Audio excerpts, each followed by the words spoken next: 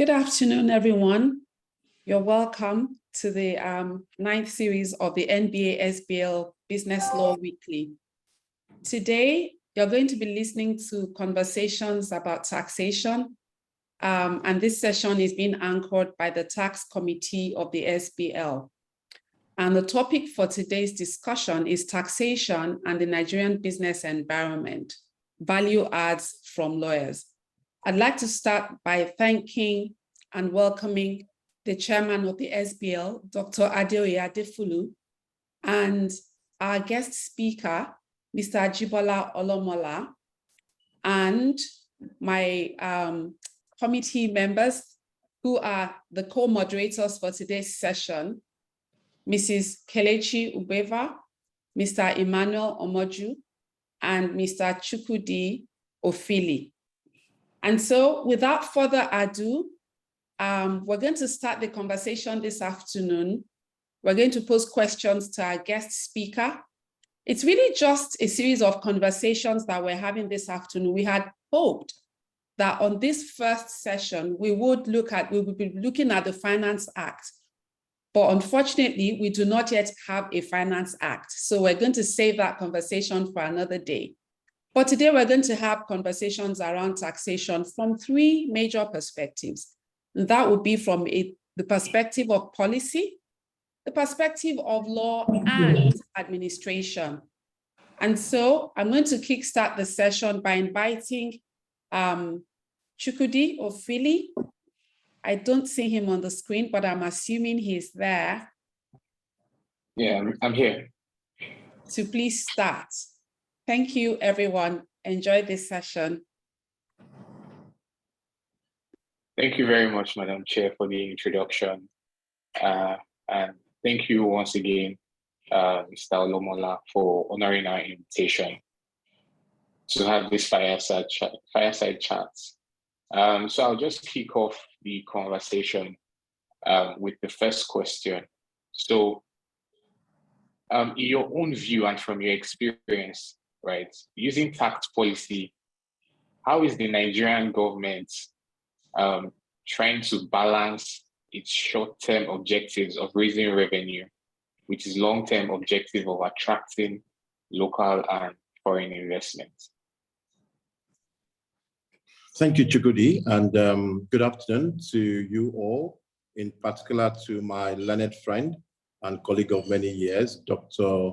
Adeoye Adefulu, who is the chairman of the section on business law, for being here today. And many thanks to Lolade Oshosami, also a learned friend of many years standing and highly respected practitioner, and our chairman also of this session.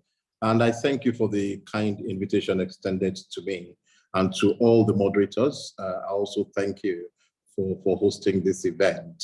For us at KPMG, we see our membership of the section on business law as a very big stepping stone for actualizing some of the conversations that need to be had across the board. And as I respond to your question, I bear in mind some of the roles that SBL itself has played in shaping the conversation around policy and engaging with the with whether it's the executive branch or the legislative branch to push through legislative reform, if you like, whether it's around the Companies and Allied Matters Act or around the omnibus legislation, which is currently awaiting presidential assent. And so SBL itself has been at the forefront of engaging with the government of Nigeria in the area of policy and also of legislative lawmaking, if you like. And so this is a conversation that you're not strange to at all. Now, but in terms of what the government has sought to do, we all know that Nigeria has a significant debt deficit in its budget provisions of a budget of over 21 trillion for 2023. The deficit is currently standing at over 10.9 trillion that the government has got to finance through one way or the other.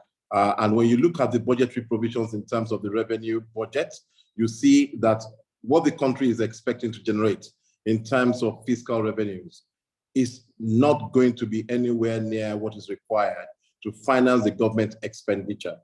And that then requires the government to think through measures for either one, bolstering its revenues so that it can generate more revenue that can be used to finance its expenditure, or secondly, cutting down on its expenditure, removing waste, removing corruption, just saving as much as you can so that those expenditure numbers begin to taper down. But if you consider that the significant expenditure numbers are not within the control of the government, whether in terms of debt servicing, salaries to public officials, and so on and so forth, those are matters that are not within the control of the government. Their ability to reduce expenditure is limited. So you then say to yourself, what policies can government use to either affect revenue on one hand or expenditure on the other hand? What we have seen this government do, if I take you back on a voyage of history, in 2017, 2018, 2019, we saw the government of Muhammad Buhari introduce the road infrastructure tax credit scheme. The objective of that tax credit scheme was a policy initiative to encourage the Nigerian corporate sector to participate in government expenditure. So government could propose to finance the building of roads, but there's only so much money they can advance towards that objective. But if they can get the private sector to come on board and join them in building roads, that could help shift that item of government expenditure away from the national budget and onto the private sector. So we had the road infrastructure tax credit scheme come on board. That was by virtue of Executive Order 007 of 2019. And soon thereafter, we also started to see legislative action starting with the finance bills. Now, before the bill itself is proposed, it would have commenced life as a set of executive proposals, policy proposals around certain intervention areas. Now, so the finance bill sought to create new revenue points along new areas of the economy. If you think of real estate investment trusts, if you think of securities lending, those were new asset classes that the government tried to bring to bear and to incentivize the operations thereof so as to stimulate economic activity. By stimulating economic activity, you can then raise governmental revenues. So the Finance Act was a means of bringing more revenue streams on board. It was also a means of providing incentives either to the small and medium scale enterprises by means of tax exemptions or other policy initiatives around reducing the cost of doing business for those operatives in the sector, so that once it is easier for companies to do business and generate profits, they can also then pay more tax. So to answer your question, the government has used both short-term policy measures, which you might find in things like policy notes or executive orders, if you like, and also long-term policy measures, which you will find in the area of legislative changes to try to motivate some of the policy areas where they expect to see either activity on the revenue side or on the expenditure side.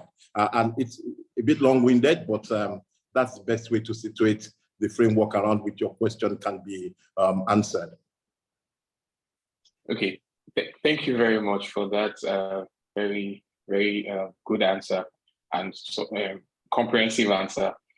So, we're having a chat just before we started, and we said, the FIS has been very successful in raising, in terms of tax revenue, right? So the last record we have shows that, we actually hit a record in terms of revenue generation from taxes.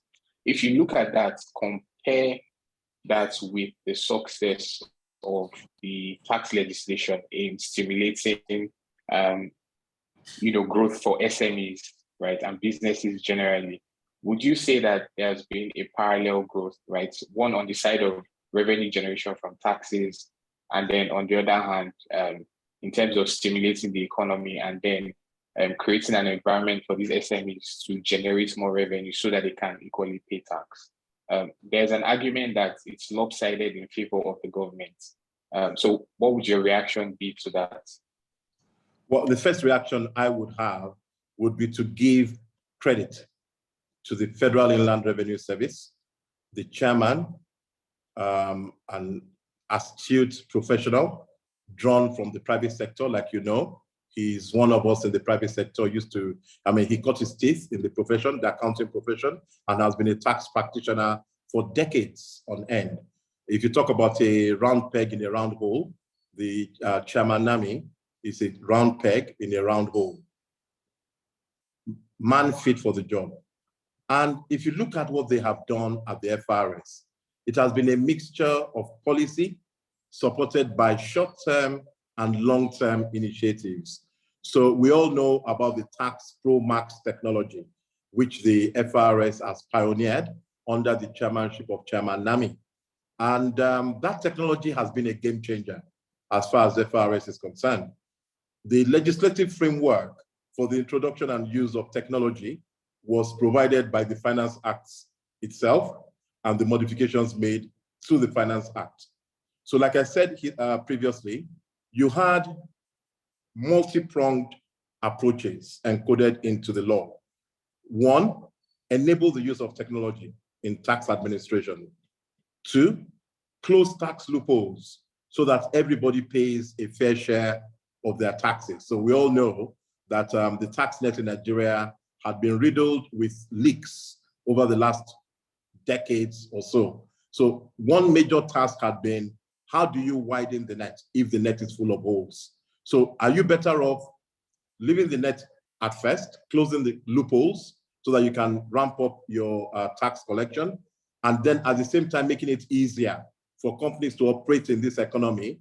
Look out for the small guys, because like we know, in every country of the world, the informal sector, the small and medium scale enterprise folks tend to be the greatest employers of labor. In Nigeria, SMEs employ up to 60% of the total labor productivity in the country. So these are small, medium scale enterprises. Look at their revenue size, very small. So the Finance Act wanted to migrate focus away from those small sectors, give them a chance to grow. Let them be able to operate with as little burden as possible in the hope that when they grow, they can contribute a larger proportion of tax yield to the exchequer. And that's exactly what has happened. And that's why the FRS today can say confidently that they were able to achieve 10.1 trillion by being able to focus their efforts on those areas where there had hitherto been large outgoings away from the tax net, bringing a lot of derelict taxpayers into the fold and obtaining a fairer share of revenue per GDP than we had previously obtained from that slice of the market. And by so doing, they've been able to advance the objectives, the fiscal policy objectives of the government well beyond what they might themselves have anticipated at the beginning of the year. And credit must go to the FRS and their staff, their directors, and the people in the technology department of the FRS for the really, really incredible job that they have done so far. Of course, you know, to whom much is given, much is expected. And once, like we say at KPMG, the reward for success is your targets and your KPIs get expanded. So now that we've tested 10.1 trillion, I'm sure the Minister for Finance and the President are looking at Chairman Nami and saying to him, Chairman, I mean, what about 15 trillion next year? What about 20 trillion next year? And mind you, Nigeria and FRS have achieved this without increasing the corporate tax rate. Now, when you asked me earlier and said, what is the size of this burden relative to the economy and other countries? Nigeria has a very low tax regime. Our corporation tax rate is 30%. Our VAT rate is 7.5%. Across the world, the VAT rate is one of the lowest you will find anywhere. Our CGT rates are still at the 1958 level. We have not modernized our CGT regime to capture the appropriate CGT tax rate on transactions in that sphere. I'll give you a comparison. If you go to the UK, the CGT tax rate is the same as the corporation tax rate, your marginal rate. So if you were paying corporation tax at 30%, your CGT rate would also be 30%. But in Nigeria, our CGT rate is 10%. So Nigeria is actually a low tax paying country. So our tax rates are not a discouragement for FDI, for foreign direct investment. If anything, our low tax rates attracts capital because you are able to, pay only a fraction of your earnings as tax compared to if you invest in other countries. If you invested in Ghana, for example, the tax rates in Ghana are much higher than in Nigeria. The VAT rate in Ghana is almost about 17.5%. Maybe I think it's 17.5. 18%. 18%. So in Ghana, the VAT rate is 18%. In Nigeria, it's 7.5%.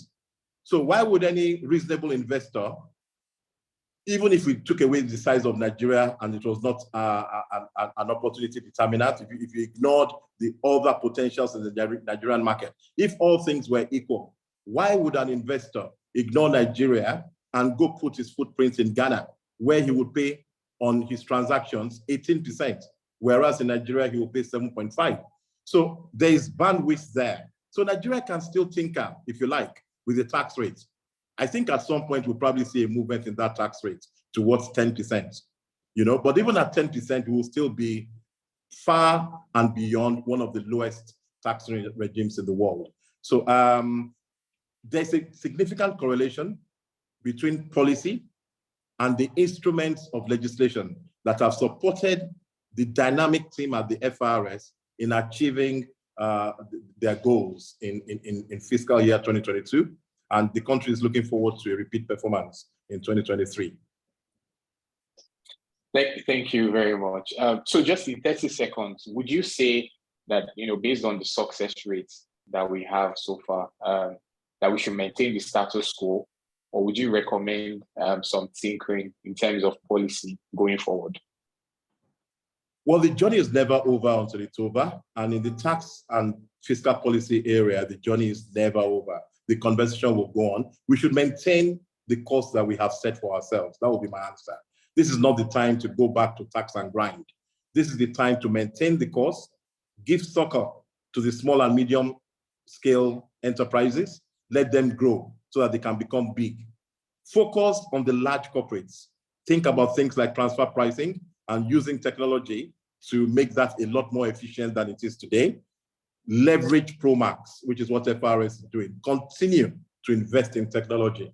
And let's see how far we can harness the tax revenues that are available by virtue of the size of our GDP. Thank you very much. And then just a quick announcement to the attendees. Please use the Q&A function to send us your questions so we can take them during the Q&A session. Thank you very much. I'll hand over to Emmanuel now to take the next set of questions. Thank you, Chudi.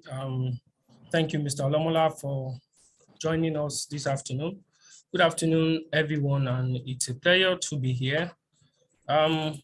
Olomola, I have a question for you, regarding the Finance Act. Over the last few years, of course, we've seen Finance Act enacted, starting from the Finance Act 2019 up to 2021. Of course, we are still expecting that of 2022.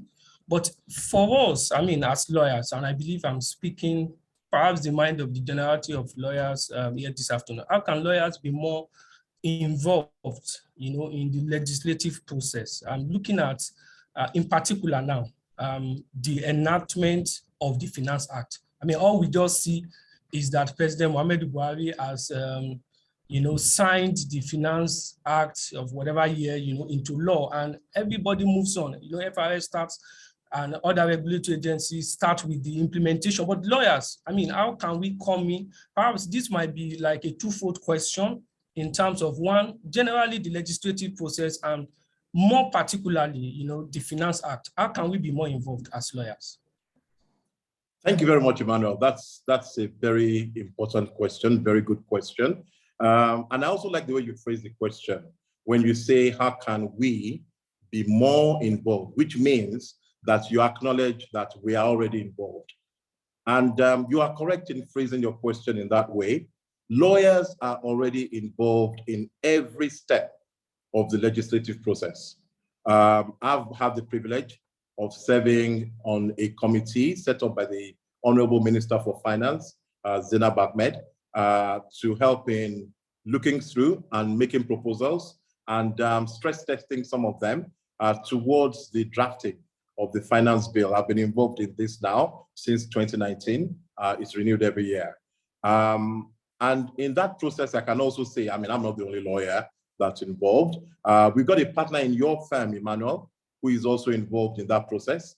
And so again, there are other lawyers, several lawyers that are involved in that exercise at the policy discussion stage, because all we do in that committee is policy discussions and sifting through and agreeing on a set of policy initiatives and the direction in which we think that the bill should go in any fiscal year. Like you know, drafting a law requires the intervention and involvement of lawyers, because it cannot be drafted by a carpenter after all. It's got to be done by a lawyer. And you have extremely competent, extremely professional, learned friends of ours who are situated not only in FRS, Ministry of Finance, they have their legal department as well, extremely professional people out there. The director of legal at the FRS, at the Ministry of Finance, is an extremely capable and experienced lawyer. Then you have the folks over at the Federal Ministry of Justice. That's, I mean, from the Attorney General to the Solicitor General to their team at the Ministry of Justice, extremely competent lawyers, draftsmen, professionals, legal professionals from all fields who understand the dynamics, whether you're talking about energy law, you're talking about shipping law, or maritime, as we call it, talking about tax law, you know. So there's already an active participation at every level, not to ignore the draftsmen that are in the National Assembly. So the field is already saturated with participation by members of our profession. In fact, I dare say that no law can be passed in Nigeria without the active participation of members of our profession. If you like, you can call it a cartel if you like, you can call it a bottleneck if you like, but that's the way it is. And it is the same way all over the world. Lawyers are involved not only in policy making, but also in legislative action. And when I think of my other profession, so I straddle both the legal profession, I'm also a chartered accountant. If I look at the principles of the international, of the IFRS, right? The IFRS are drafted by professionals. Now, if you go and look at the membership of the committees of those experts that draft the IFRS, you will see Queen's Counsel, you will see experienced lawyers from so many countries also involved in drafting standards. Because if you like, standards are like laws, right? Standards are laws that we apply in preparing financial statements. Many of those things are also drafted by lawyers. So lawyers can participate in accounting. Just take a few exams, you know. Lawyers can participate in taxation. And when I look at the Tax Institute today, quite a lot of lawyers are members of the Tax Institute in Nigeria and play a significant role in taking the agenda of those institutes forward.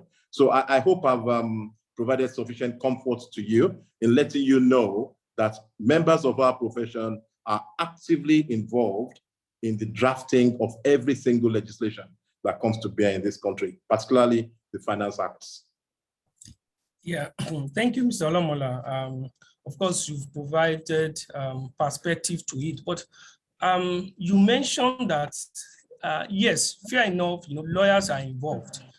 Maybe lawyers at the National Assembly, lawyers at the FRS, and so on and so forth. But the question is, can we say, perhaps, is this evenly spread? I mean, you mentioned cartel, you know, perhaps we have, you know, just a bit of cabal, set of people, almost year in, year on. How about the NBA-SBL? I mean, for the generality of lawyers, you know, on this platform, I believe I'm speaking their minds. Let it not be that, oh, it's just the same set of people that will see year in, year out. There are a lot of lawyers, brilliant ones, highly cerebral, you know, in Nigeria that really can contribute, you know, in terms of policy making, law making in Nigeria, and even tax-wise, bearing in mind that these are the lawyers that would stand in court, you know, at the, of course, exclusively at the High Court, you know, up to the Supreme Court, and then, you know, for the greater part at the TAT. So what can we really say to that, to say that, can this be evenly spread rather than having, you know, the same set of people perhaps every year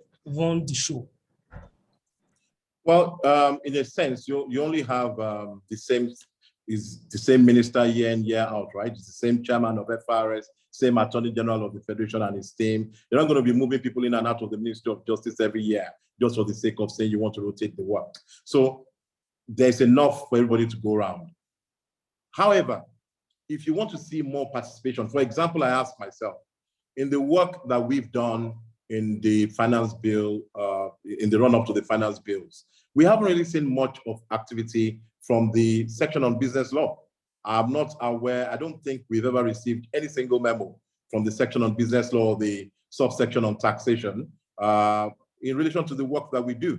But we receive memoranda from ICANN, from CITN, from ANAN, from several other bodies, the Nigerian Medical Association, Labor, I mean, so many organizations, Food and Beverages Association, Manufacturing Association of Nigeria. So if lawyers in this section are interested in participating, then the field is open to participate, right? Because lawmaking is not a private endeavor. It's a public undertaking. It's done in the public glare. So there will be public hearings. There will be town hall meetings where ideas are being stress tested. There were quite a number of them last year. Again, you guys could have attended, but I don't know if the section on business law actually attended or if the committee on taxation attended some of those sessions. Remember that the finance bill may focus on tax, but it's actually not necessarily a tax legislation. It's a fiscal policy legislation. So yeah, tax is not the only thing that's covered there. But if you want to have a conversation around some of the tax provisions or any of the other areas of interest that come up in those discussions, I would encourage the committee and the subcommittee on taxation to play a more active role. You can bring together those experts in the group that also have ideas around the direction you think we can go. You can motivate some of those directions by making suggestions. Direct them to the Minister for Finance. There will only be one at any time. You won't have multiple ministers for finance. Direct your thoughts towards the Minister for Finance, your memo. Involve as many of the members of the NBA as possible in some of your plenaries, and then, you know, sift through to see ideas that could actually be very forward-looking and share them with the relevant authorities. I can tell you that those ideas will be welcome. I was reading some of the communication that the NBA president has been pushing out to members of the bar over the last week or so. And it was really intriguing to see him take us on the memory lane to the areas in which the NBA has previously participated creditably to the development of Nigeria. So I think that the NBA already has a very rich tradition for getting involved in public interest matters, including lawmaking. So it will be a natural step in that direction for the section on business law and the subcommittee on taxation to also get involved in the process leading up to the consideration of issues to be submitted into and enacted into the Finance Act. So it's a challenge I'll throw back at you and to your very highly esteemed committee to participate. I used to be a member of the governing council of the section on business law, and I know that one of the objectives of the leadership, which Dr. Adefulu now leads, is to bring some of these themes to bear. So the question you have asked me is one I believe also touches the heart of Dr. Adefulu. And I believe that Ms. Oshosami is also keenly interested in this matter. So I would say, take the challenge back home and let's see how we can galvanize interest in our section and then leverage that to participate in the ongoing national dialogues. All right. Thank you so much, Mr. Olomola. I would say this is food for thought for us, you know, and in the SBA taxation committee, particularly the fact that, you know, in previous years, you know, the NBA-SBL did not really submit memorandum in terms of call for those kind of comments. But maybe to the big elephant in the room, I mean, you just touched on something quite important in terms of your response. All right. You mentioned that, yes, a lot of, I would say, organizations, you know, civil society organizations, bodies like the NMA, you know, NECA, for example, Food and Beverage Organization. I mean, you've seen them in the past submit memoranda, in terms of what they feel, should go into the law. All right. I mean, what they feel would possibly affect them or could incentivize them, make them more productive in whatever they do. But oftentimes, I mean, we've also had complaints or comments, as it were, in terms of people submitting this kind of document, and then, it's even ignored. So more like, again, perhaps going to the cartel or the cabal, as it were, more like once the drafting is complete or is completed, then nothing really can come in. So once you just submit, those papers, they're just for the formality. We have public hearings, stakeholders forum, but at the end of the day, it is what has been drafted that will still go into the law. So again, that calls for concern in terms of some of this. So how far can this memoranda go? Again, as NBA-SBL has been invited to submit, in future legislation, but how are we sure that whatever we submit, will probably be taken seriously or will be included? Well, I guess sometimes you have to, it's a question of faith, right? I've never been one to believe that there's some cartel somewhere directing affairs. I think our future is in our own hands. It's our responsibility to be involved, to be as engaged as we can be in every single sphere, every single platform that's available to engage. You will not always get your voice heard. Sometimes you will make a case to the High Court and fail there, and you'll take it to the Court of Appeal. You may even fail there, and ultimately get justice at the Supreme Court. Now, but that doesn't make it any less justice, what you got at the High Court and Court of Appeal. You've just got to trust the process. Now, the process I've outlined to you is multifaceted. It's not just work done in a dark room and then becomes imposed on all Nigerians. It doesn't work that way. So the minister first, of course, the minister has the responsibility, the constitutional responsibility to come up with the law, right? Because she's in charge of fiscal policy. So that's what the law has put on her. She comes up with her idea. But she doesn't enact it alone, right? She first has to submit it to the presidency and get the Federal Executive Council to ratify it. It then becomes an executive bill. For it to become an executive bill, the Honorable Attorney General of the Federation would have had a chance to weigh in on it because he is also a member of the FEC, of the Federal Executive Council. So the Minister of Justice would have vetted it. It then becomes an executive bill. Again, it doesn't become a law. It goes to the National Assembly.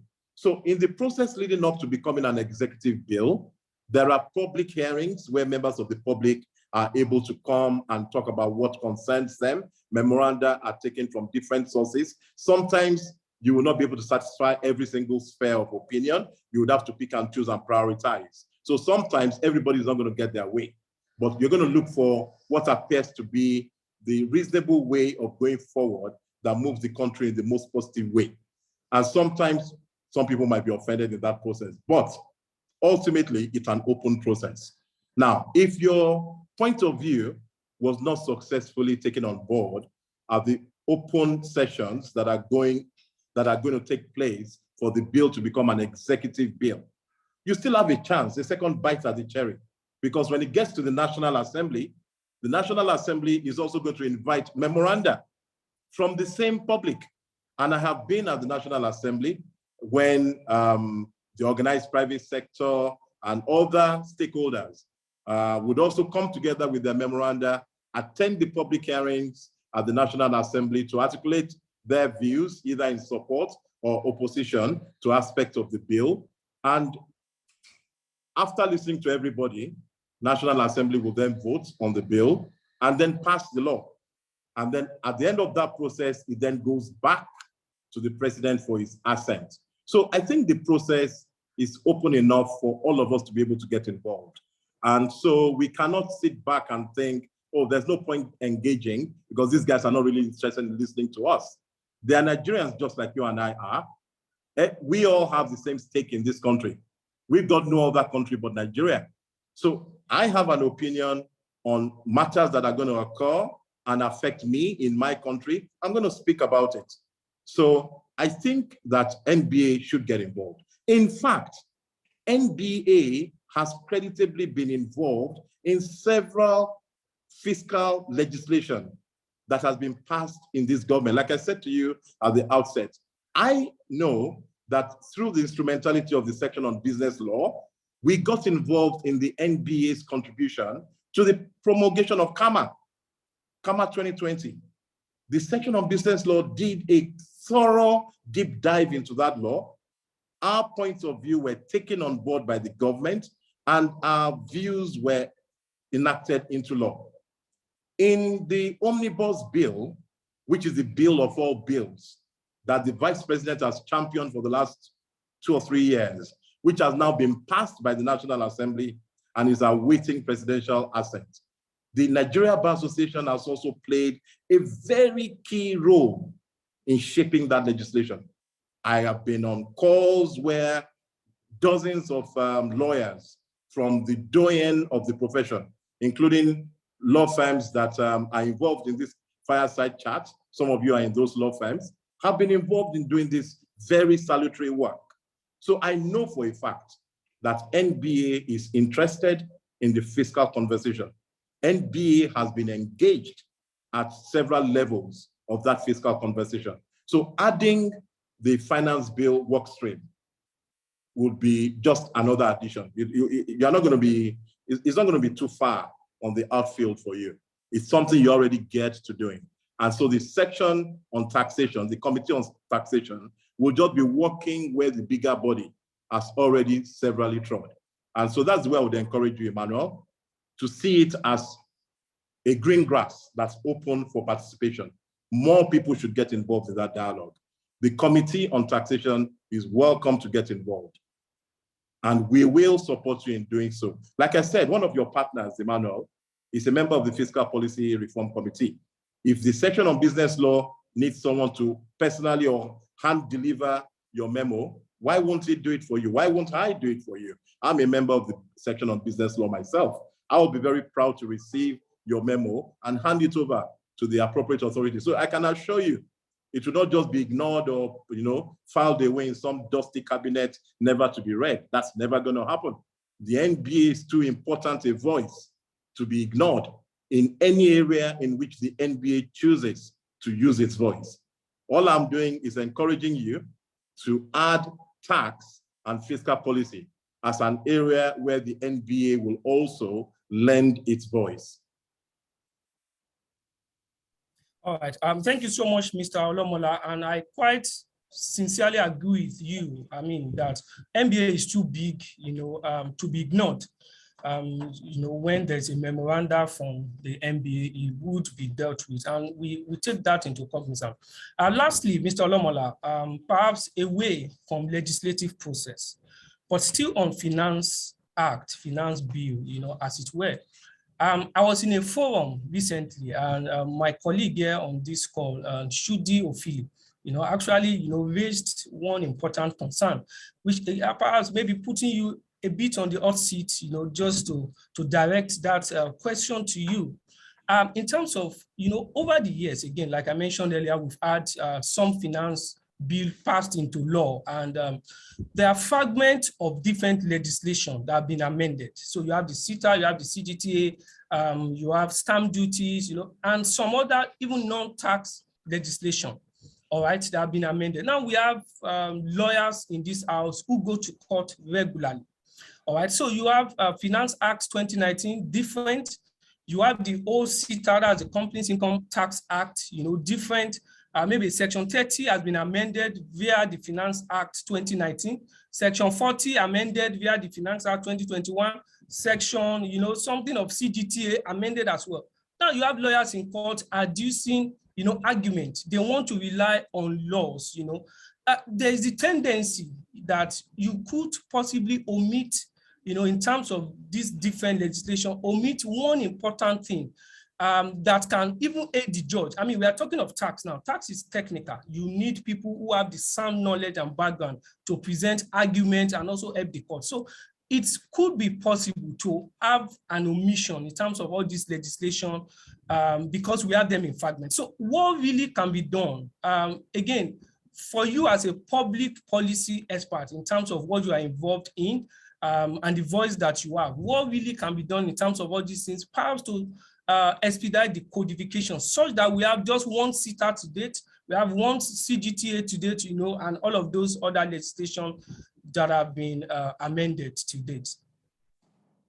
That's a very important contribution, Emmanuel. I mean, I wish I could be on your side making the same argument that you just did, because it can become very confusing very quickly, especially when you think about the fact that, you know, no human work is a work of perfection, right? Things are always getting better. So sometimes you see that even the Finance Act amends sections that it has previously amended, perhaps to correct or rectify an unintended error. So tracking those legislative changes is of extreme importance, and you've hit the nail, I mean, right on the head. How do we do it? Now, the draftsmen at the Federal Ministry of Justice are also always keenly interested in that tracking effort.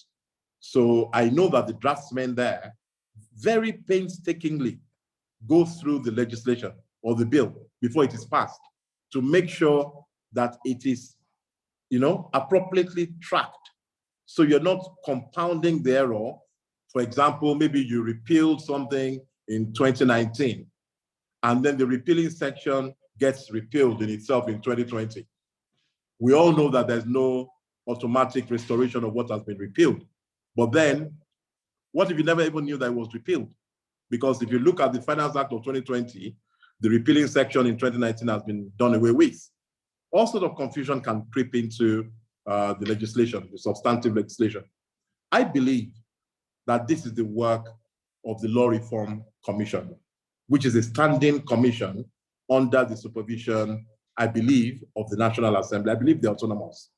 I'm not quite sure who the members of the Law Reform Commission are today, but I know that the Law Reform Commission has in the past compiled and tracked changes and produced authentic and authoritative versions of the laws of Nigeria. I believe the last one was sometime in I think it was 2004. Correct me if I'm wrong, Lolade, but I believe that along in 2010. There was one in 2010. Lovely. So are we not due another exercise in that direction? Would Nigeria not benefit from having a recompilation of the laws of the Federation? The National Assembly, particularly in the last 4 years, have been extremely busy.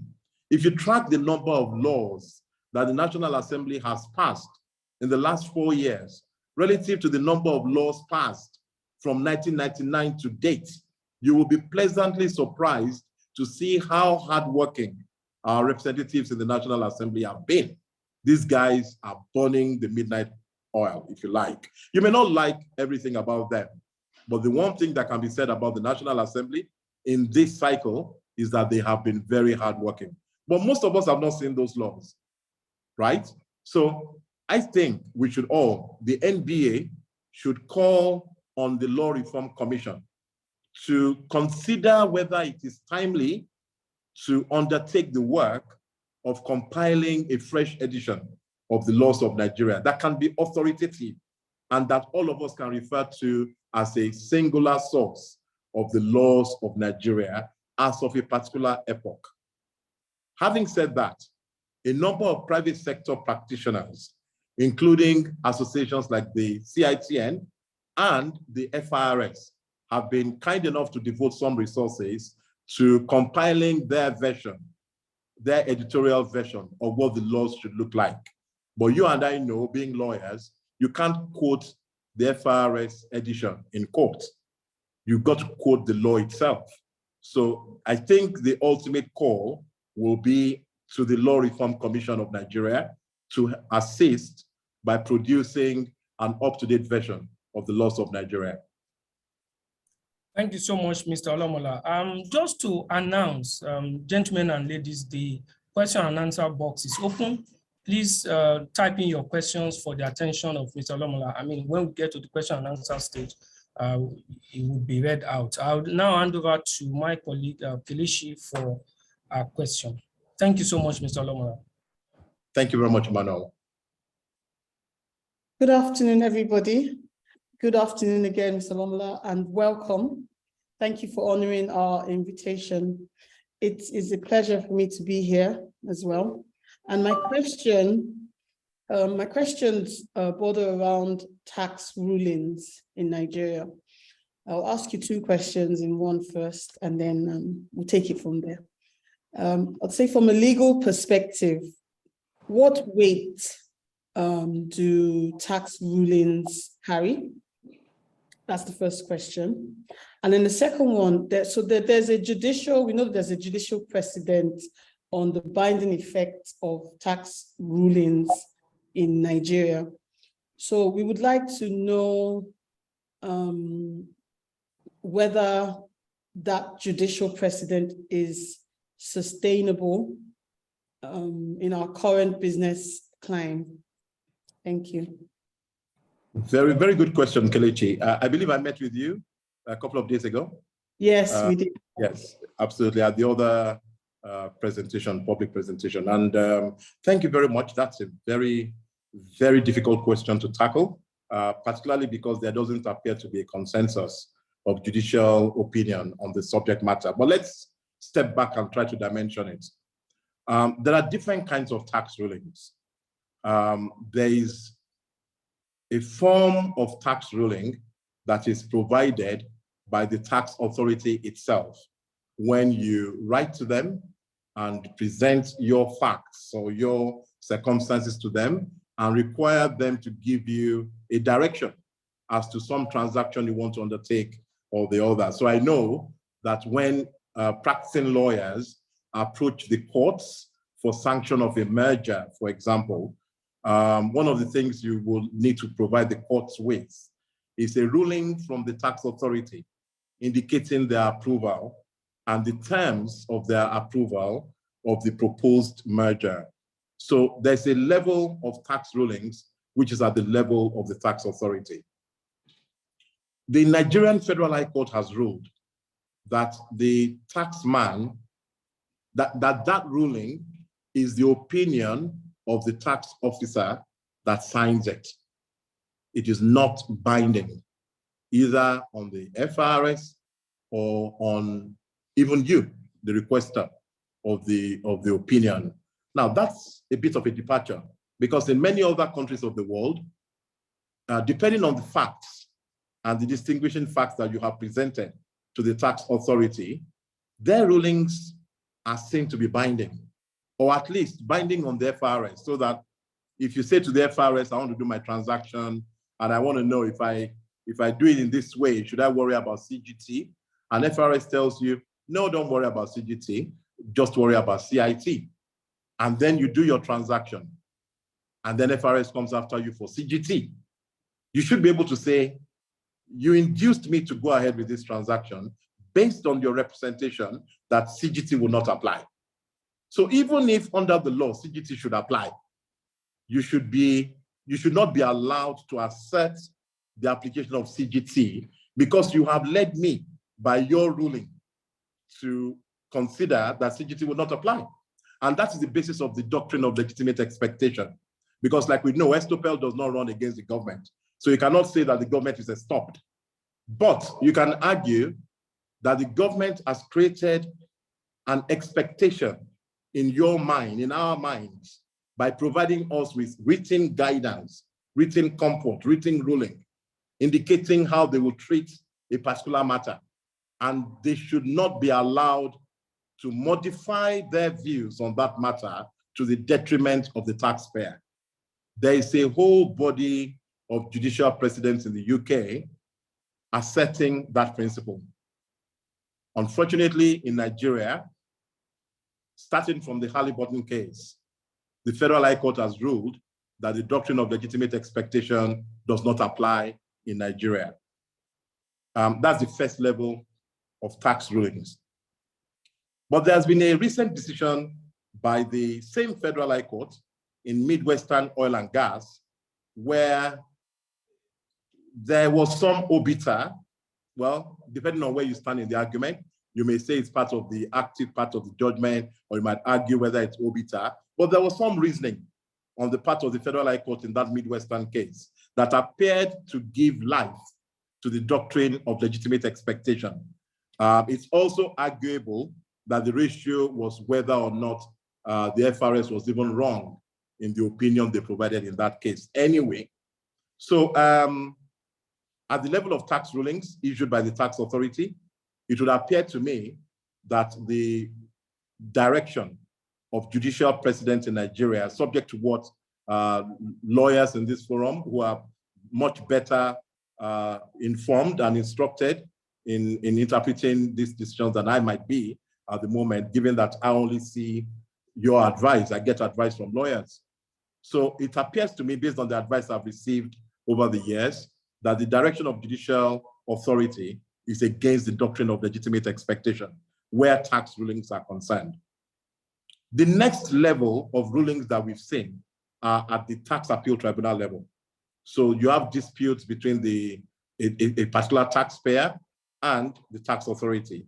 And the tax appeal tribunal, which is composed of not judges in the strict sense of it, but lawyers, accountants, tax administrators, people who are experienced in fiscal matters. And they have rendered an opinion or entered a ruling, if you like.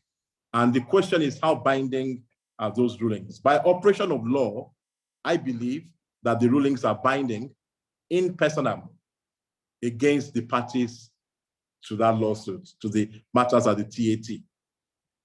That distinction is extremely important because if it is binding in personam, then they do not establish precedent. And I do not believe that the principles of stare decisis extends to the TAT. One, it's not part of the hierarchy of courts in Nigeria. And I will really, really struggle to understand the basis on which stare decisis can be extended to the level of the TAT. So my view, my personal view, is that the TAT decisions are not binding on the TAT itself or on any party that is not a party to the particular matter. However, they may be of persuasive authority, either to the TAT or any other panel of the TAT that is considering the matter. So we have seen instances where the TAT has departed from its own previous rulings. And I think that's in the right direction. If superior arguments are brought forward, the TAT should be able to overrule itself without necessity for a higher court or an appellate court to direct it to do so. So at the level of the TAT, I believe that rulings are binding in personam, but they will not be stare decisis, they will not be precedent against other parties in similar disputes that may be before the same TAT. Then you could have an appeal or an original lawsuit that goes to the Federal High Court. And I believe that at the level of the Federal High Court, stare decisis also operates in such a way that the Federal High Court is not bound by its own decisions. So you could find another Federal High Court judge that may have a different view to what his brother judge has ruled upon, although they will try to moderate that and they will find their views to be very persuasive one to the other. But if you could provide sufficient reason for a judge to depart from a ruling previously given by the same court, I'm sure they will be happy to do so in the right case. So, but from the level of the Court of Appeal to the Supreme Court, obviously, and of course, the Federal High Court and the TAT cannot go against a decision of a Court of Appeal or Supreme Court. Neither can a TAT go against the decision of a Federal High Court to which its own appeals lie. That will be a bit reckless. So the way I would answer your question is to dimension the different kinds of rulings that may be possible to obtain in the course of you providing advice to your clients and the different rules that may apply to each of those kind of rulings. Thank you very much. In your view, just a very quick question before we go into our Q&A, because we have a couple of questions in the Q&A. In your view, would there be anything that lawyers or the judiciary could do to improve the certainty for taxpayers through tax rulings? Is there anything that can be done? Well, I'd like to make a suggestion. I don't know if it's doable, but what we've seen is that there's not a lot of expertise in tax and fiscal matters, particularly at the appellate courts. It may very well be that they are not seeing enough cases filtering up to those levels, and so they have not invested in having the right professionals on the bench. But we would like to see, I would like to suggest, and the NBA may consider taking this up, having, fiscal policy experts that are lawyers. And there are many lawyers, including some in this room, that have practiced tax and fiscal policy for a great number of years. I have friends in some of the big law firms that have practiced taxation law for the last 30, 40 odd years, some in multiple jurisdictions beyond Nigeria. I would like to see some of those guys go onto the appellate court bench, because we've seen some judgments come out of the Nigerian judicial system that are difficult to understand. And you can only say that perhaps the reason those judgments went in that direction was because the honorable judges, learned judges, experienced as they were, might not be very experienced in tax matters. So a very good example is the VAT problem that Nigeria found itself in when the Nigerian courts ruled that both the destination and the other principle could apply at the same time. I mean, so most countries have to choose what model of VAT to use, but Nigeria confused it because of a judicial decision. That could have been avoided if we had had experienced tax professionals, like some of you in the section on business law, Committee on Taxation. If you would kindly volunteer, put yourselves forward, and hopefully the National Judicial Council might see fit to appoint one or two of you into the appellate courts. I think it will really, really help. It will bring a lot of certainty into some of the discourse at those levels. And this is important because Nigeria needs to grow its revenue. So we should expect to see more challenges on the tax and fiscal side over the next few years. And it's important for the judiciary to get ready. So if the good work is done at the TAT and federal high court levels, it can be easily undone if you have an inexperienced decision handed over by the appellate courts. But having said so, one must commend the Nigerian judiciary for setting things right, because there are so many cases that have been adjudicated the right way. So I do not want to be, I don't want to appear to be criticizing the judiciary. I'm not doing so at all. I'm just pointing out that they can be strengthened. They can be helped to do an even better job than what they are currently doing. Thank you. Thank you very much. So we'll go straight to the questions and answers. There are a couple of questions, but we might not be able to take all of them. There's an interesting question from Sam Ibrahim. He says, what is delaying the signing of the finance bill into law? You can answer that. I think if anyone can answer that, you'll probably be one of the richest people in the country right now. We don't, the truth is we don't know. We read in the papers, and I want to limit myself to what's in the public domain. We read in the papers that the bill has been submitted to His Excellency, the President, for assent. We all know that the President has 30 days within which to give his assent, after which the bill would go back to the National Assembly for reconsideration. So we don't know why it has not been signed, but we're just waiting to see what happens. Hopefully, it will be signed before the end of the 30 days. Okay, thank you. So another question from Biodun. NBA is much involved in tax revenue generation optimization, perhaps not enough on how it is expended. Okay, that's a comment, not a question. So we have one question from Max. He says, we understand that the Finance Act 2022 has been provided for taxation of cryptocurrency and digital assets. How do you suppose this would be achieved in practice? Would payment be in the currency of the transaction, that is cryptocurrency, or the equivalent in Naira? Would Tax Pro Max be able to handle this? Very good question, and we will have to wait and see. Let me differ from the questioner a little bit in saying that I understand there are provisions in the finance bill that talk about the taxation of cryptocurrency, but it is not correct to say that that is the legislation that will bring cryptocurrency in from the tax code. Cryptocurrency is currently taxable in Nigeria. every Nigerian is taxable on all his income in whatever form. Whether if it is trading income, if you earn crypto income through your trading activities, the Personal Income Tax Act would apply to you if you're an individual, and the company's income tax will apply to you if you're a company. And if you dispose of long-term holdings, the Capital Gains Tax Act would apply.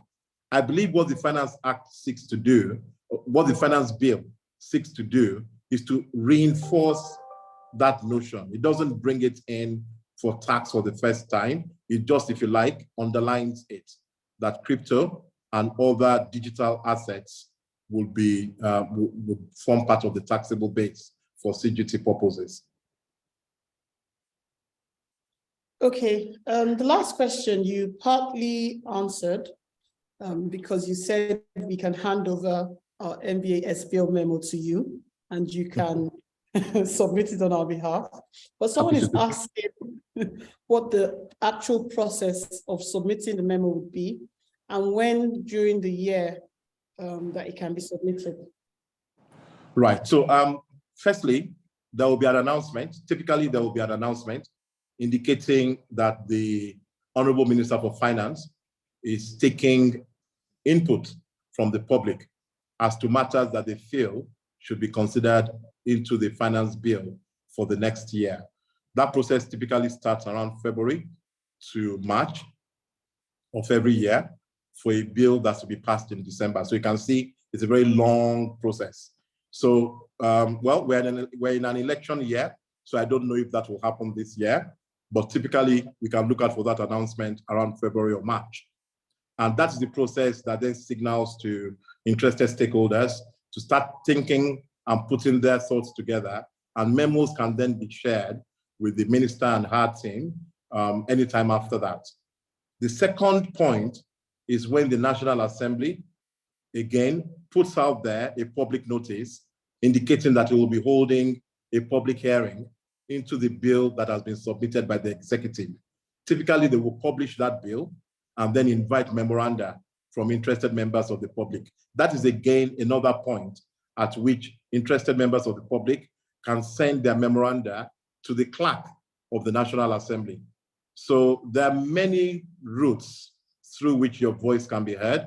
You can send it through to a member of the House of Reps, maybe representing your constituency, or you can send it through to the clerk of the House or the Senate, as the case may be, or the National Assembly, you know, or you could send it to the presidency or send it to the Minister for Finance or any of her designates. So those are the routes I'm familiar with. Thank you very much. We've come to the end of the question and answer session. I'm going to hand the mic back over to Madam Chair, Mrs. Ososami. Thank you very much.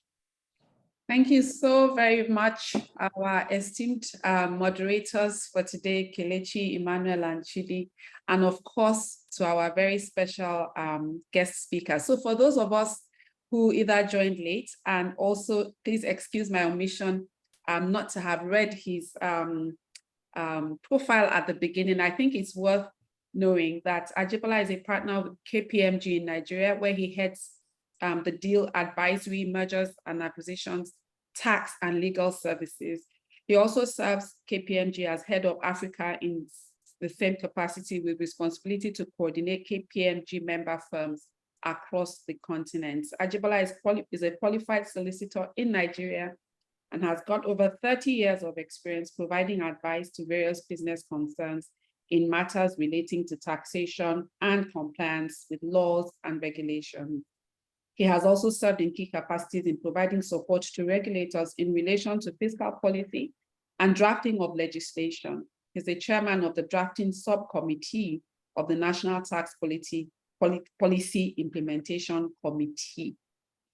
So we have here a highly resourceful member of the bar and a member of the tax committee. And we've heard today, as the topic said, we're focusing on value adds. In other words, we're trying to see also areas of opportunity for lawyers in the field of taxation. And I believe that today we've seen that there's opportunity for us as lawyers to participate, even in policy making. You know, there's always that notion that only the executive arm of government can make policy. Whilst that may be true, as lawyers, we can also have our voice added to the making of tax policy. So our intention and our hope today is that as lawyers, we can take away some practical steps that we can start to take to also start influencing things. In the area of law, legislation as well, you can see that we can also be involved even in drafting. And we can also even find our way to the judiciary.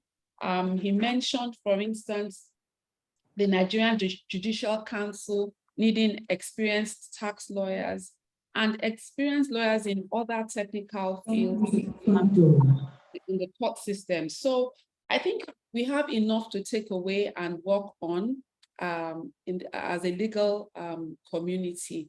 So without further ado, let me just make a couple of quick announcements. Tomorrow, I believe at the same time, 2 p.m. tomorrow, there will be another webinar from the International Trade Law Committee on emerging issues in international trade law. Sorry, that would be 10 a.m. tomorrow.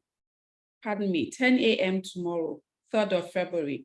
The International Trade Law Committee will be hosting a webinar titled Emerging Issues in International Trade Law. And next week, the Insolvency Committee will also host a webinar on compulsory voluntary arrangements. Compulsory voluntary arrangements. That will be next week, Thursday. So make it a date with the SBL weekly Law Business Series. Thank you very much for the time you've spent with us today. We hope that you enjoyed the session, and this will not be the last conversation around taxation this year. Hopefully, when the Finance Act finally comes out, we'll be able to host another webinar where we can then look at the changes that have been introduced into our tax laws. I want to thank our chairman, Dr. Adeoye Adefulu. I don't know whether he's here and he wants to say a couple of things. Thank you very much to the Taxation Committee. Thoroughly enjoyed myself and enjoyed listening to Mr. Olomola. So thank you, Taxation Committee. Thank you, Mr. Olomola. Thank you to the audience. Thanks for participating. Thank you, everyone. Bye-bye now.